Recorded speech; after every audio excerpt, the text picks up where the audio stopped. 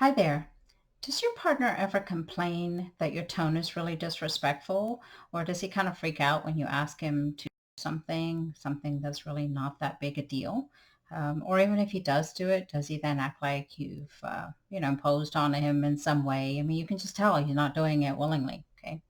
I'm Dr. Poonam Sharma from Strong Women, Strong Love. And today I wanted to do a quick video for you on why this might be going on. I mean, it's one of the mysteries of men, right? That I'm going to help you unravel here today. Okay. And I made this video because I know everybody wants better communication with their partner, and it's really not fun to be misunderstood or to have someone, make assumptions of you that are negative, that somehow you're uh, being disrespectful. Okay. So let me start with a couple of real life examples. So let's say you say, babe, hey, would you take out the trash? Or can you pick up some diapers on the way home? Okay. Or would you not leave that wet towel on the bed? Very simple request. Shouldn't be a big deal, right? But the question I want to ask you is, if he actually said no to any of those questions, how would you feel? Okay. Would you really be okay with a no, or would you be upset? And what I'm going to say to you is that if you would be upset, which is I think what most women that I know would probably be upset with a no, then there's something else going on here that we actually need to pin down. Okay. In reality, when you ask somebody a question, right, there's three potential responses. That person can say yes, or they can say no, or they can say, yeah, but, they might propose something else. Yeah, I can do it, but not till later. And so if you actually get upset with them not uh, basically saying yes to what you asked, then it's important for you to realize that you're actually making a demand, not a request. Okay. It's a difference between a request and a demand. And what's the difference? When we make a request, that can be any of those answers that we talked about, yes, no, or something else. When you make a demand, there's actually only one right answer, okay? And so even though it sounds like a question, it's really not a question. It's really you're asking the person to do something, but because it's phrased like a question, it could be interpreted differently, okay?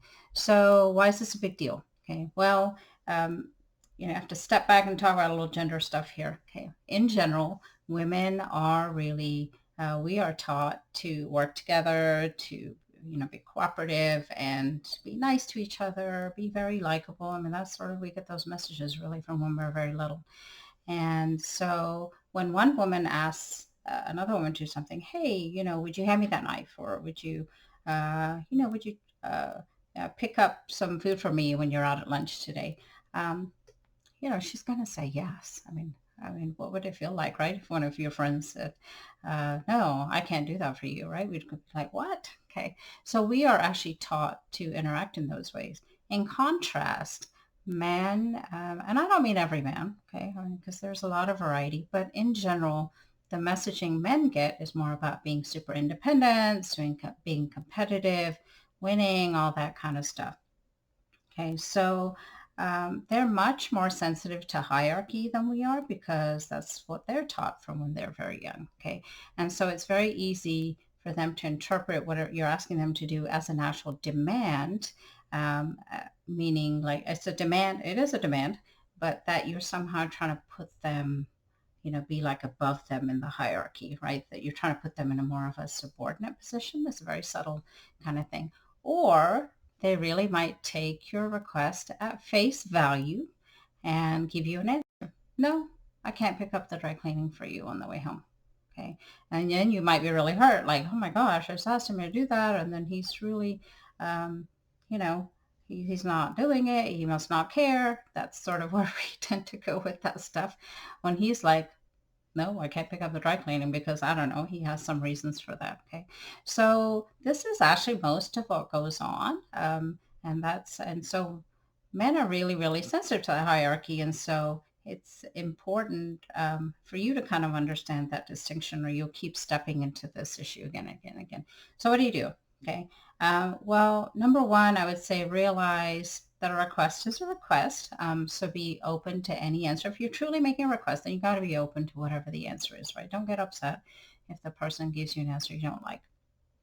But if it's a demand, then label it as such. And the second thing I would say is if you're actually making a demand, it's usually because you have a need. I'm not saying demands are a bad thing. Okay, just it means you have a need, but you need to be very, very explicit about that and be very respectful. Okay, and open to a no because even with the even though it's your spouse, someone that you love, they still have a right to say no. I mean, this is still an adult, okay?